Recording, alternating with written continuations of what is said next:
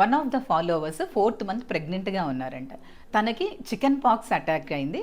ఏమన్నా బేబీకి కాంప్లికేషన్స్ ఉంటాయా మేడం అని అడిగారు. ఇది మీ ఇమ్యూన్ స్టేటస్ మీద ఆధారపడుతుందా. చైల్డ్హుడ్లో న్యాచురల్ ఇన్ఫెక్షన్ వచ్చిందా మీకు, లేదా 2 doses of chicken pox vaccine వేసుకున్నారా అనే దాని మీద డిపెండ్ అవుతుంది.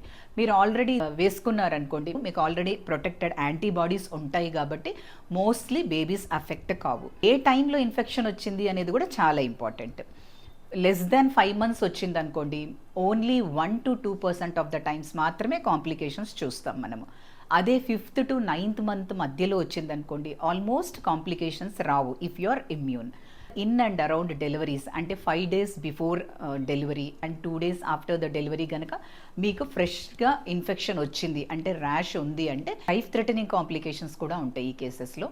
అండ్ అగ్రెసివ్గా ట్రీట్మెంట్ అవసరం అవుతుంది.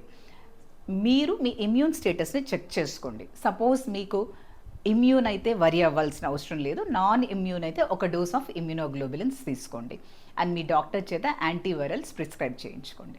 Best thing is pregnancy plan చేసేదానికి ముందే మీరు 2 doses ఆఫ్ వ్యాక్సిన్ని కంప్లీట్ చేసుకోండి.